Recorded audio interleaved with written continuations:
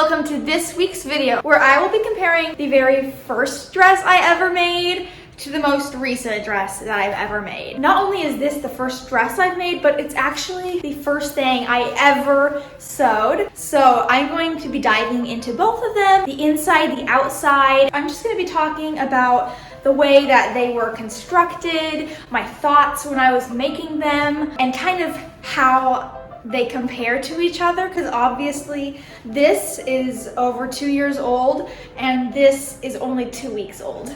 So today, the cats are playing with the hems. So today I will be comparing them. I'm gonna try them on for you and I'm really excited. I've been wanting to make this video for the longest time. Before we begin, thank you to Squarespace for sponsoring this video. You'll be hearing more about Squarespace later on, but for now, let's get started. Let's start this video at the very beginning with this beauty right here. I started sewing in July of 2020. This is what I made. It was inspired by a dress that officialhambly made that I saw on Instagram. I will tag her in the description box. And it came across my Explore page and immediately I was like, wow, that is the most gorgeous thing I've ever seen. And something in me just sparked and I was like, I have to make that, because she had mentioned where she got this fabric from, which by the way, it's actually not fabric. It's a tapestry from Amazon. I will also try to link that. So anyway,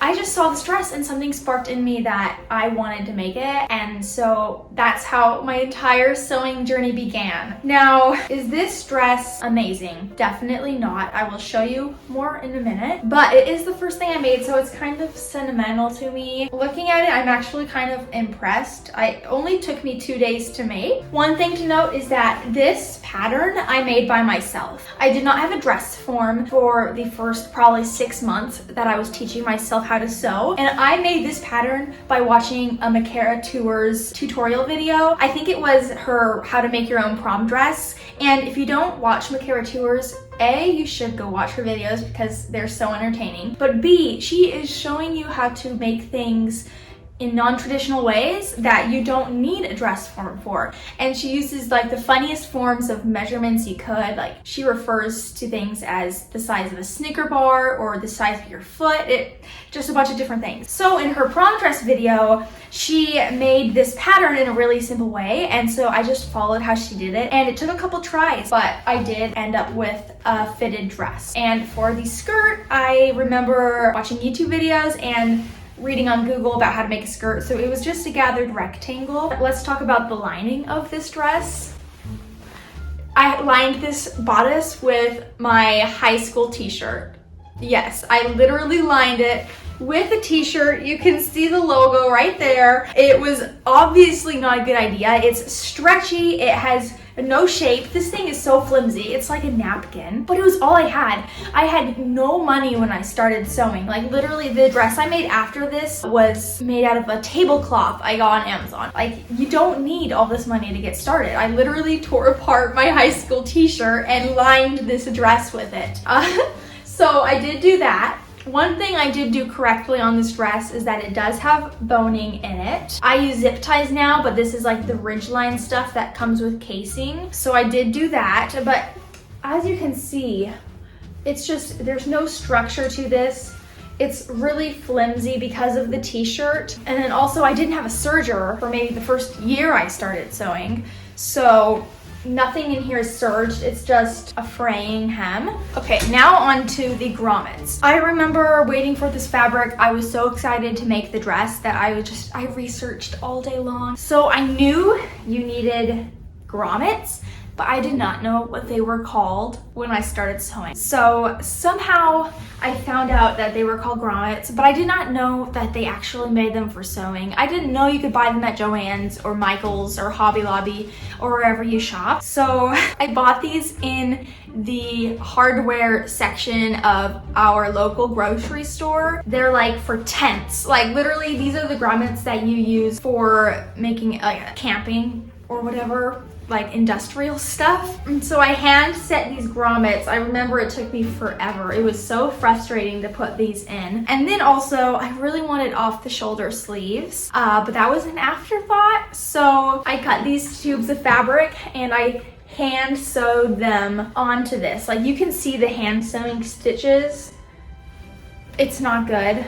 And so when you wear this, it's super heavy, and since this is only a t-shirt and like paper thin tapestry fabric, it falls over like that when you wear it. But I didn't know any better. And then the back of the skirt, I had no idea how to use a zipper, so I was like, you know what, I'm just not gonna use a zipper. I just left it open, so I had like that closure thing where you put the thing through the circle. So I put that at the top of the skirt to keep it closed, but it's open here. I actually don't add zippers to most of my ball gown skirts. Most of them do have a closure like that. So doing this was actually not a bad idea. And then finally, we're gonna talk about the hem of this. Not good, not good at all. What even is this? I had the right idea of turning it over twice, but I made it a wide hem, but I did not sew it down wide. So here is what it's like. And then instead of sewing it like 1 or 2 inches down right here, I still sewed up here. So this whole thing will flap open like that. Right idea, wrong execution. I'm gonna try this dress on now though. I put it on.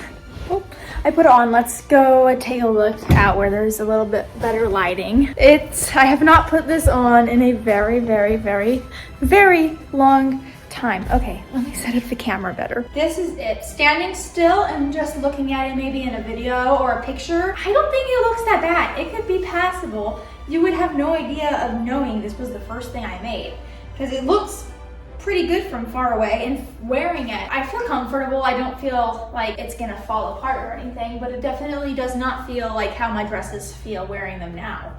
This is it closer up. So you can see right here that the sleeve is making it curl over like that. So you can see this because I didn't know how to sew off the shoulder sleeve, and you can see this lining peeking through because I didn't understitch it and I did not top stitch it. The boning channels, I have 6. It's fine, it's structured enough. This sleeve is not, I don't feel as heavy. It doesn't fall down as much as this one does. And then here's the back. You can see that it's kind of pulling apart here because of the structure is not quite it. And also these big grommets. Now I use smaller grommets, so. Okay, that was rude. Let me get back to what I was saying. I ran out of storage. I think I was talking about the grommets. So anyway, I use these big grommets. I would not use them today. And then of course there's the opening, which I'm not gonna show you the opening. But yeah, this is the dress. I took my hands out of the sleeves. I think it's a really good first dress. Is it the best thing ever? No, but this is the first thing I ever made, and I did it with no help at all. I mean, I got help from like YouTube and stuff, but I did this by myself, and I think that's really admirable, and I was really resourceful with my materials, but I'm really glad I've improved.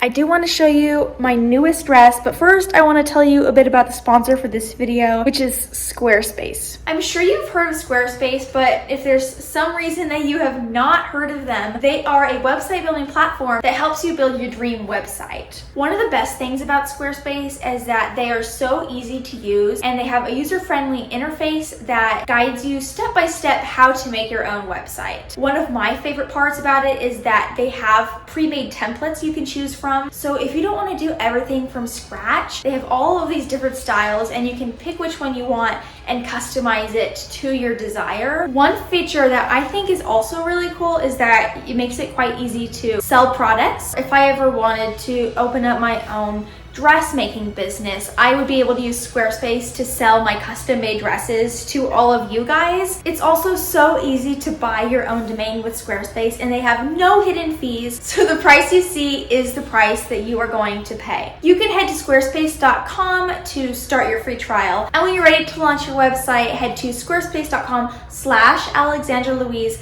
or you can use code AlexandraLouise at checkout for 10% off of your first purchase of a website or domain. Now it's time to look at my most recent dress, which is my Anna coronation ball gown from the movie Frozen. Now we can look at the most recent thing I made, which is this Anna coronation dress. It's 1,000 times better than the dress I'm wearing right now, and I've had so much time to learn and grow in these past 2 years. Let's dive into it. I want to start with the underskirt for this dress. This is a circle skirt. When I made the dress I'm wearing now, I had no idea what a circle skirt was. I just knew that a rectangle could be gathered together to make a skirt. Now I know that you can cut a circle out of fabric and make it fit so much more of a wider circumference. So this fits over my hoop skirt, whereas this dress would not. And there's nothing wrong with rectangular skirts, but I just feel like circle skirts give you a lot more flexibility in your design. Also, the fabric quality right off the bat is so much better now that I have the budget to be able to go towards nice fabrics. For example, this is a really nice satin from Joann's. It's quite thick, it sews well.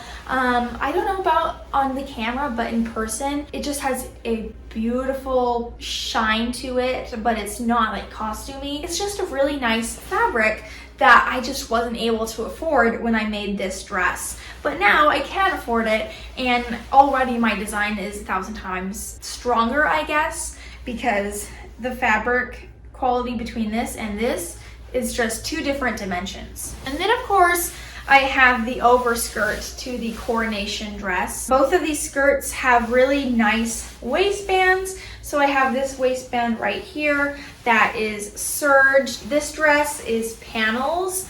So all of these panels are serged together.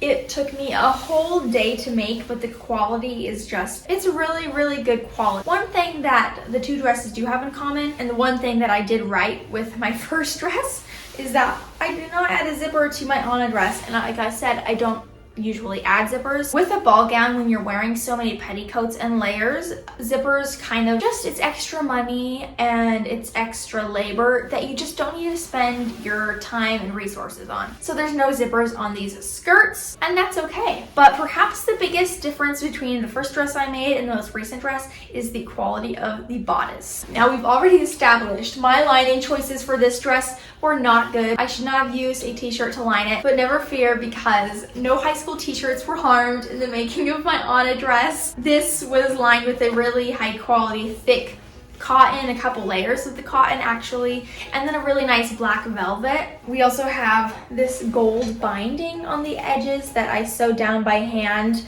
as well as really beautiful detailing on the bodice and normal sized grommets. Now, the reason I waited so long to make this video is because this dress, the first dress I made, and the on dress I just finished, both have off the shoulder sleeves. So I'm able to really show you a direct comparison between what I thought off the shoulder sleeves were 2 years ago and what I know they are now, because now I can make it seamlessly. I mean, you have the outside of this and then you have the inside of this, and it's just construction wise really, really beautiful. So I'm going to take this dress off so that I can show you side by side how I made the two bodices. Okay, I'm bringing us to the floor so that I can talk to you guys easier. I have the first dress and the most recent dress. So like I showed you on this most recent dress, I sewed these off the shoulder sleeves, just like regular tubes of fabric. I just hand sewed them down onto the inside of this dress, as you can see there, so that when I wear it, they flop out. On the Anna dress, I've learned over the years that the best way to put in a sleeve is to do it before the dress is done. So if you watch the construction of this, and honestly a lot of the other recent dresses I've made, you will know that to make this bodice or one like it, I will have the fashion fabric sewn together and the lining sewn together, and then I will stitch them together at the top, turn them inside out, and I'll have this really nice finished seam. And when you're doing sleeves like this, you sandwich those sleeves in between the two layers before you sew them together. It's kind of complicated. You have to watch other videos to understand what I'm saying. If you sandwich the sleeve in before the two layers are sewn together, then you sew it down and the sleeve is stuck in between this layer and that layer. So it's like inside of there. Whereas this one, I sewed it down. So can you see the difference? So that is one of the biggest differences, is just the quality of the bodice, because I actually know how to make a bodice now. The last thing I want to do right now is put on this ball gown to show you. So I will put clips up from when I had this dress on a couple days ago so that you can see kind of how it moves and how it looks. Obviously, I feel like there's a big difference in quality. If you look at the way that it's laced up in the back, it doesn't have that weird warping that this dress does. It's much more parallel and structured. The corset really sucks me in and it is not flimsy at all. Like if I hold this up, it doesn't flop around, whereas this one, if I hold it up, it flops. It does not hold itself. So yeah, I think this dress is so beautiful on, and you can just really tell the difference in craftsmanship. Like I said, if you do want to see me make this dress, I posted a full YouTube video about it last week, so you can definitely go check that out. Anyway, I hope you enjoyed watching this video. I've been having this planned in my YouTube things for quite a while now, and I'm so glad I finally got to make it. If you did enjoy this video, don't forget to give it a big thumbs up and comment down below because that really helps out my channel. Thank you again to Squarespace for sponsoring this video. Definitely go click that link below for your free trial, and I will see you guys next week. Bye!